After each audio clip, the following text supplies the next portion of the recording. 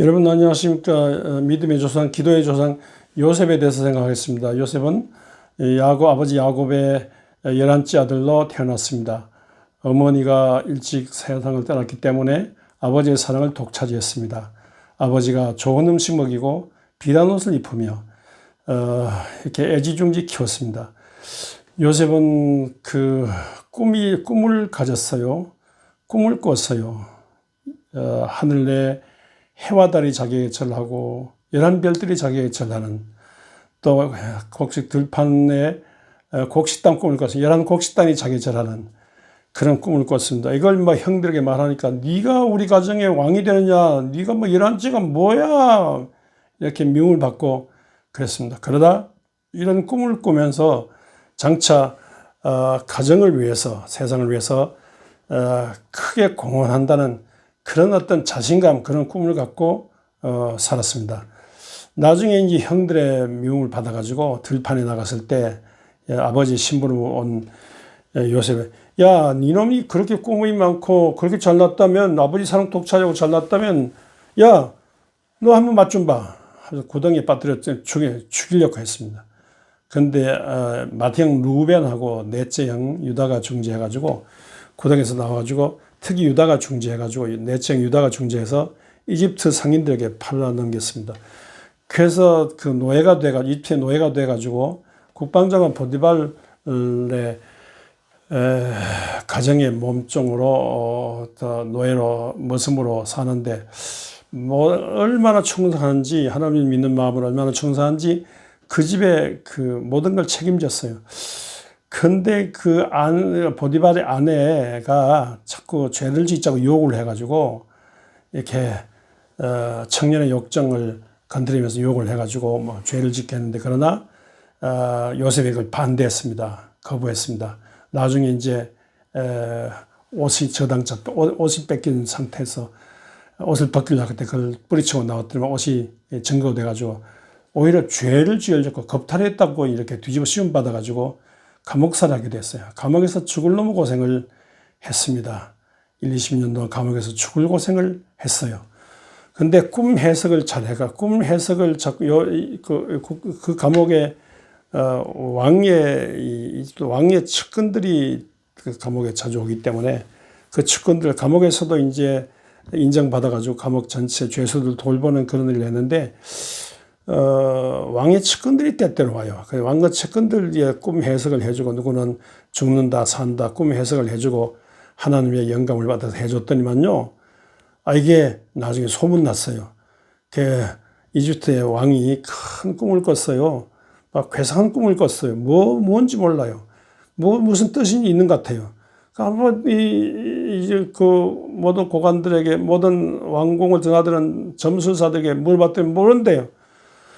그래서 이놈들 죽이겠다고 하니까, 이게 감옥을 드나들던 풀려난 죄수가 이런 사람이 있다고 말했습니다. 그래서 요셉을 감옥에서 내가지고 꿈 해석을 시켰더니, 요셉이요, 왕에게 나타나서 앞으로 7년 풍년이 듭니다. 7년 흉년이 듭니다. 이렇게 해석해 줬어요. 7년 풍년 동안에 왕께서는 모든 양식을 비축했다가 7년 흉년이 왔을 때 양식을 풀고, 그래서 이집트를 먹여 살리고 중동지방 전체를 먹여 살려야 됩니다.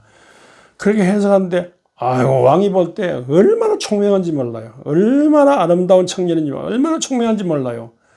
그래서, 내가 왕인데, 나는 껍질 왕이다. 너가 왕 같은 왕 다음에 책임자가 돼가지고 7년 풍년을 대비해서 이 양식을 비추가 7년 흉년이 왔을 때 양식을 풀어가지고 온 이집트와 온 중동지방을 먹여 살리라. 그렇게 했습니다. 그래서 이라크 하루아침에 국무총리가 됐어요. 국무총리 돼가지고 정말로 정말로 그렇게 했습니다.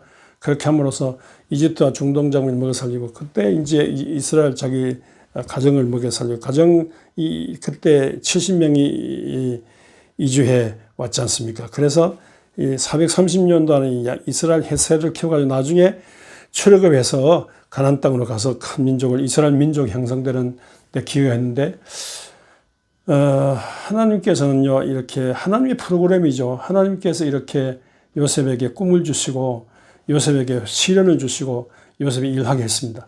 일하기 전에 하나님께서 이렇게 고난을 주자. 감옥이라는 고난, 이 고난을 주셨어요. 뭐 짓밟히고 탈려가고 머슴살이하고 이 감옥살이하는 고난을 주셨어요. 이 고난을 통해서 인격이 다듬어져 가지고 훌륭한 그 일을 하는 인물이 됐습니다. 역사상에 나타난 모든 인물들은 고난을 통해서 실현된 인물이라고 해요.